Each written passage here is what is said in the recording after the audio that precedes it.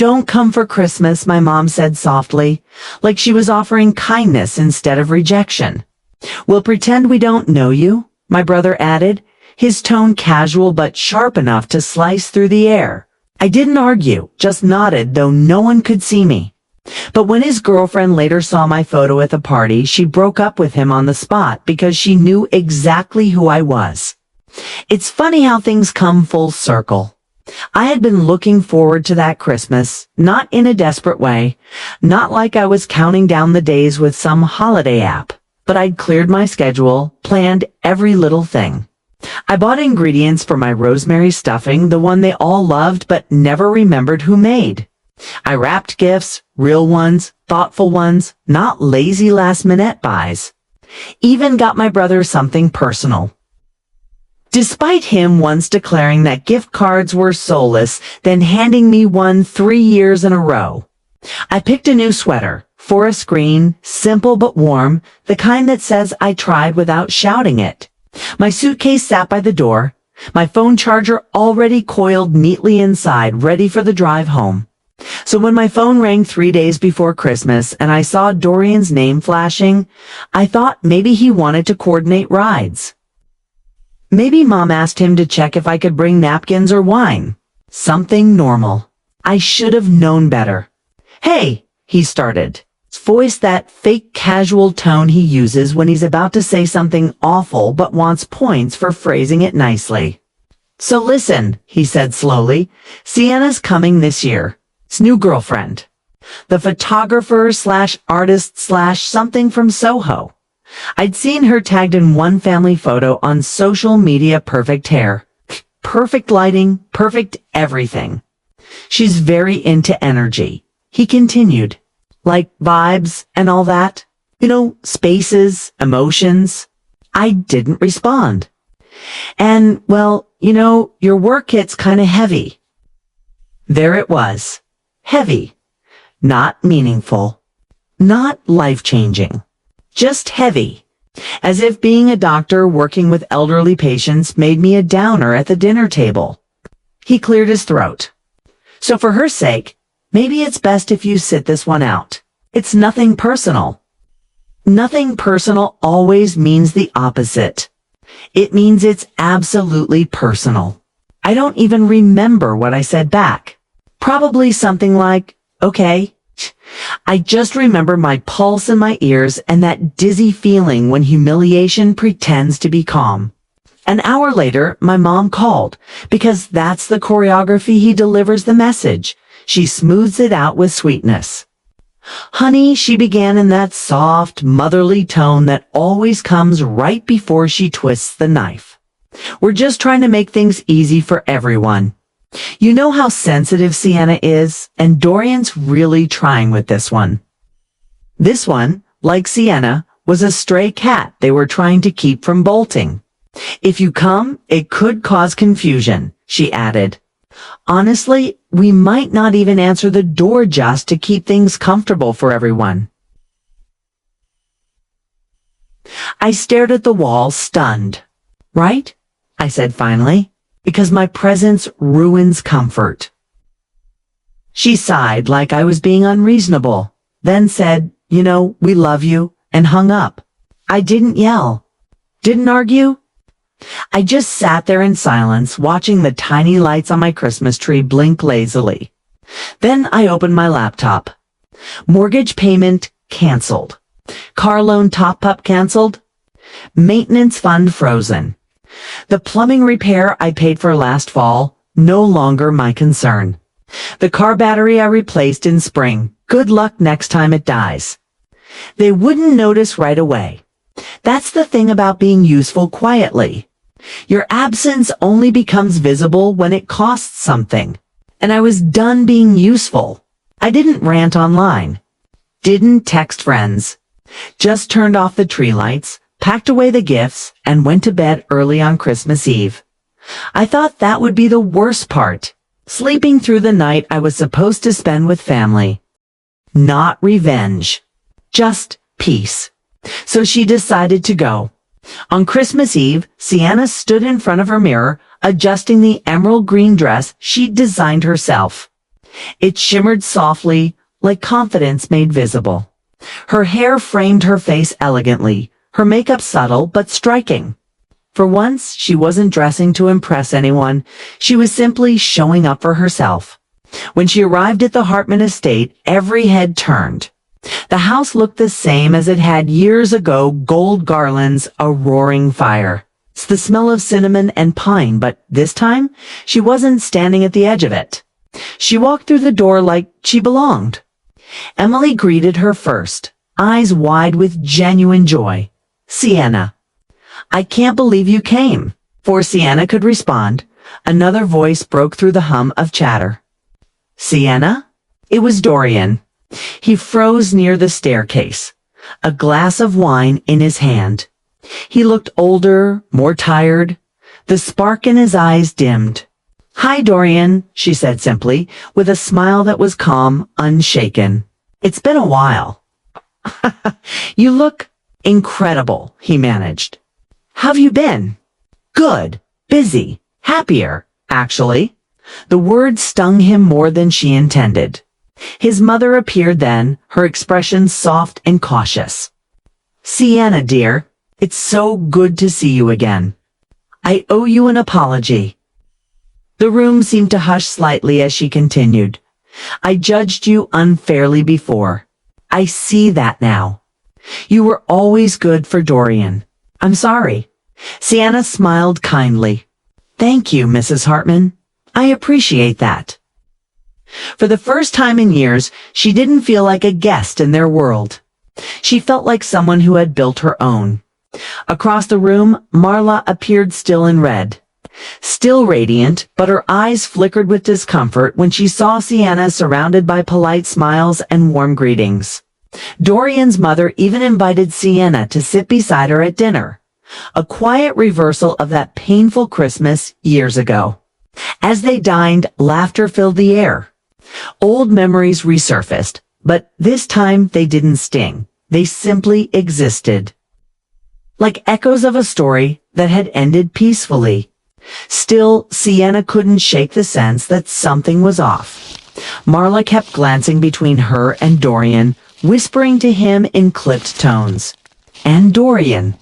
He looked like a man haunted by all the wrong choices he'd made. As dessert was served, Mrs. Hartman rose for a toast. "To family," she said. "And to second chances, not just for others, but for ourselves." Everyone clinked glasses, the moment glowing with sincerity. But beneath that warmth, something was brewing. Marla suddenly stood, her voice sharp. "You know what's funny?" she said, her eyes locked on Dorian. "You keep talking about family, but you never told them the truth, did you?" Dorian stiffened. "Marla, don't." "No," she snapped. "Let's tell them how you messaged your ex the same night you invited me to Christmas. How you said you missed her. How you said you made a mistake." The room fell silent. Every eye turned to Dorian. He looked at Sienna, pale and speechless. Sienna set her glass down calmly. "That's enough," she said softly. "This isn't my fight." And with that, she rose from her seat, dignity radiating from her like quiet fire. Sienna never thought a simple holiday could sting so much. Snow had started falling the night she got the message 3 short lines from Dorian that shattered what little peace she had left. "Hey, Mom," said, "maybe you should skip Christmas this year. It'll just be family. Just family." The words looped in her head over and over until they didn't even sound like words anymore. She sat on her couch, staring at the blinking lights of the small tree she'd decorated alone. Each bulb reflecting a version of her face she barely recognized, tired, heartbroken, invisible. It wasn't the first time Dorian's family had made her feel like an outsider, but this time it cut differently. She wasn't just being left out of dinner, she was being erased from a life she'd built with him for 3 years. She texted back a single word. "Okay." But the moment she pressed send, a tear slipped down her cheek. She wanted to scream, to demand answers, to ask how someone could love her one week and discard her the next. Instead, she wrapped herself in a blanket that still smelled faintly of his cologne and sat in silence, listening to the hum of the heater and the soft ticking of the clock. Hours passed like slow rain. On Christmas Eve, her phone buzzed with pictures. Dorian's sister had tagged him in a post. Everyone was there. The table glowed with golden lights. His mother, the same woman who once said, "You're too quiet for our family," sat at the head, smiling wide. Dorian stood beside her, arm around someone new. A woman in a red dress. Sienna's stomach twisted. Her hands trembled as she zoomed in. The woman's head was tilted on Dorian's shoulder, the same way Sienna used to lean during family photos. The caption read, "A perfect Christmas. Family and love." She dropped the phone. The room spun for a moment, and all she could hear was the faint echo of laughter that wasn't hers anymore. The next morning, she packed away her decorations. Each ornament went back into its box like a tiny goodbye. She told herself it didn't matter, that she'd move on, that someday she'd forget. But something inside her hardened that winter. Not out of anger, but clarity. She stopped checking his socials, stopped replaying old memories, and instead poured her focus into her work. Sienna was a designer, quiet, brilliant, overlooked. But when she channeled her heartbreak into her art, something changed. Her designs grew bolder, her colors sharper. Within months, a local brand noticed her online portfolio and offered a collaboration. One job turned into 5. Soon, she was running her own small agency. Her name whispered in creative circles. Meanwhile, Dorian's life looked picture perfect on the outside, but cracks had already started forming beneath the surface. The new girlfriend, Marlowe, was charming, sure, but she was impatient. She didn't laugh at his dry humor or stay up with him through late-night work stress. The dinners that once felt warm now felt forced. Even his mother noticed the difference. Different from Sienna, she'd said once, carefully stirring her tea. "You seemed calmer back then." Dorian shrugged it off, but the thought stuck. 2 years passed. Sienna had changed. Gone was the quiet, hesitant girl who waited for someone else's approval. She was confident, graceful, and most surprisingly at peace. One December morning, she got an invitation in the mail. The handwriting was unmistakable.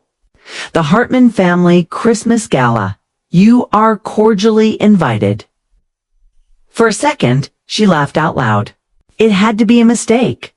But inside was a personal note from Dorian's sister, Emily. "Sienna, Mom has been asking about you. Please come. Things are different now." Sienna held the note between her fingers, torn between curiosity and caution. Part of her wanted to toss it into the trash, but another part, the quiet, poetic part of her heart, wanted closure.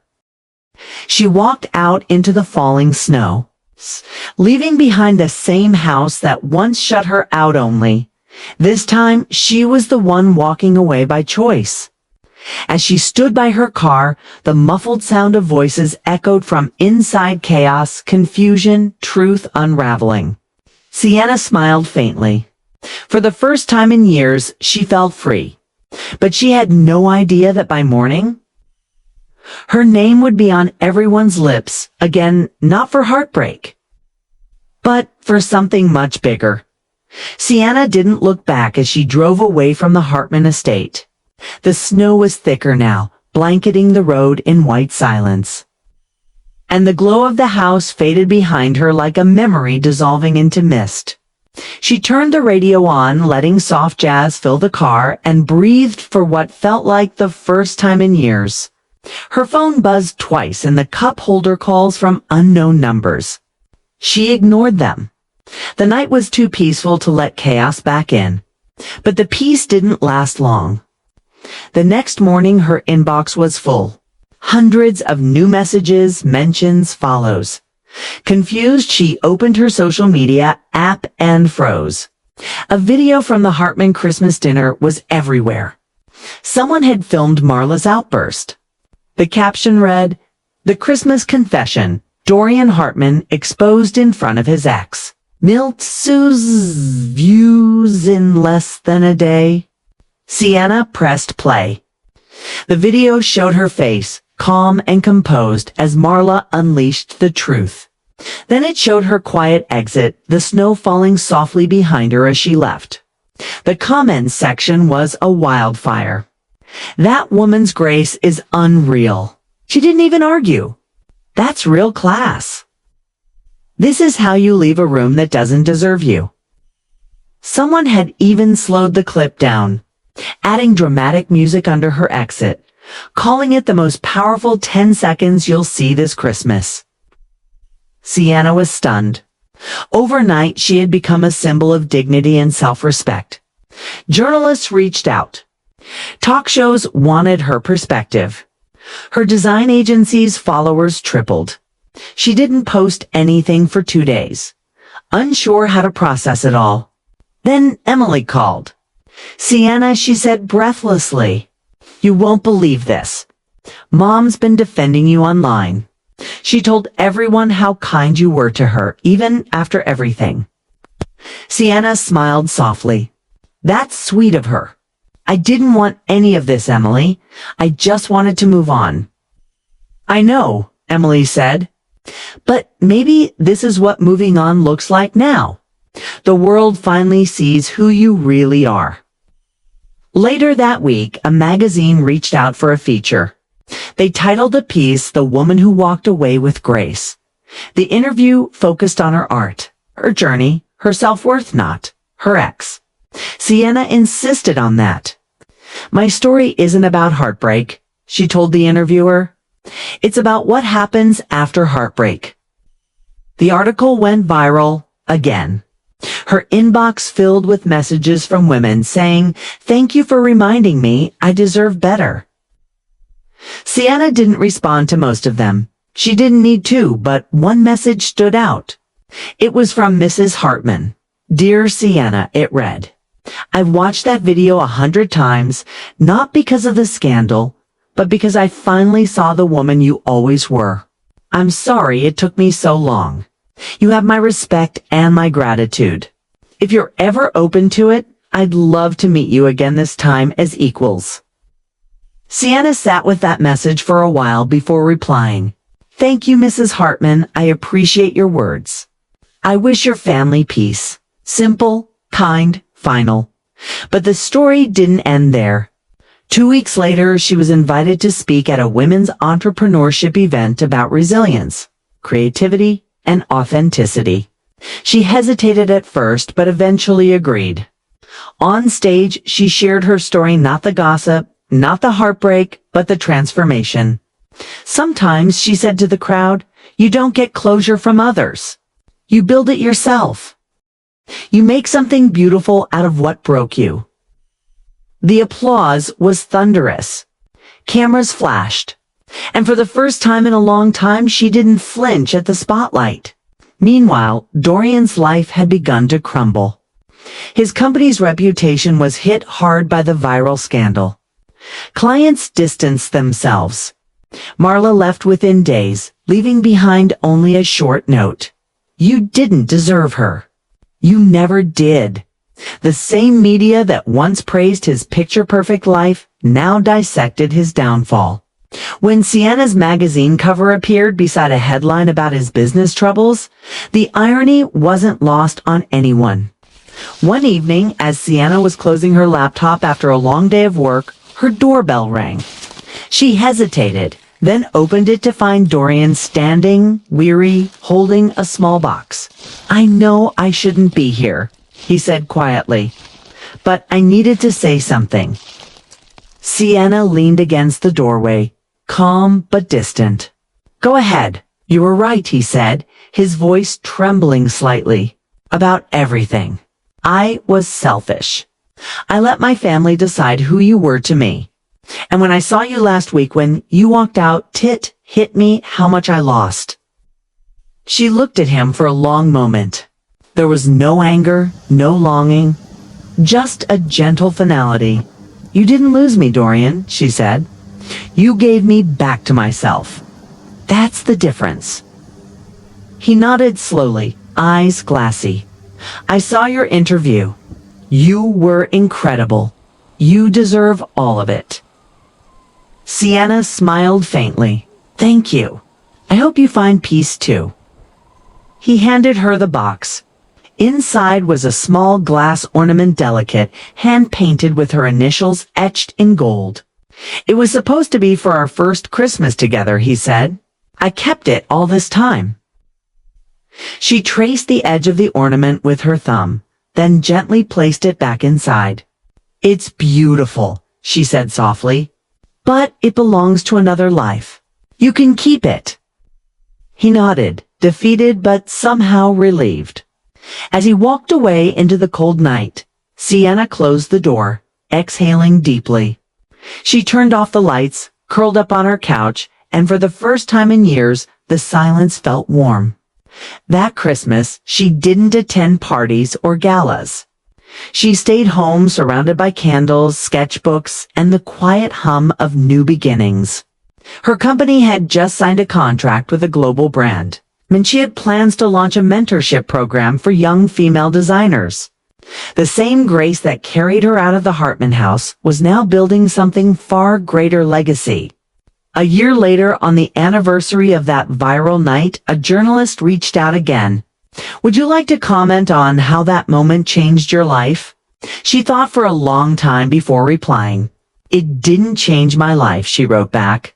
It revealed who I was always meant to be. And that was the truth. The world had seen her as the woman who left with grace, but she knew she was more than that. She was the woman who rebuilt herself quietly, who didn't let pain define her, who learned that sometimes the best revenge is peace. That Christmas, snow fell again outside her window. She looked at it with a small smile, remembering the girl who once cried by a dimly lit tree, wondering why she wasn't enough. Now she knew she always was.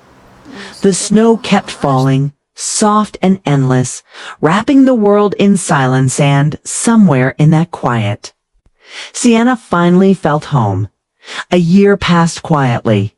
The kind of quiet that doesn't ache anymore, but hums softly like a song you finally learned to love. My days fell into rhythm rounds at the hospital, evening walks past the park, weekends spent in my little kitchen trying new recipes just because I could. The rosemary plant on my windowsill was thriving again, green and stubborn. Like something that had decided to live no matter how many times it had been forgotten. Sometimes I'd catch myself looking at it and thinking about that last Christmas, the one that never happened, and how strangely grateful I was for everything that fell apart. Because falling apart was the only way I could build something new. Sienna and I spoke a few times since then. Nothing dramatic, just small, genuine exchanges. She sent photos of her grandmother smiling at the farmer's market, holding sunflowers bigger than her head. In one message, she wrote, I told her about you again today. She said, tell that doctor she was right, I wasn't done yet.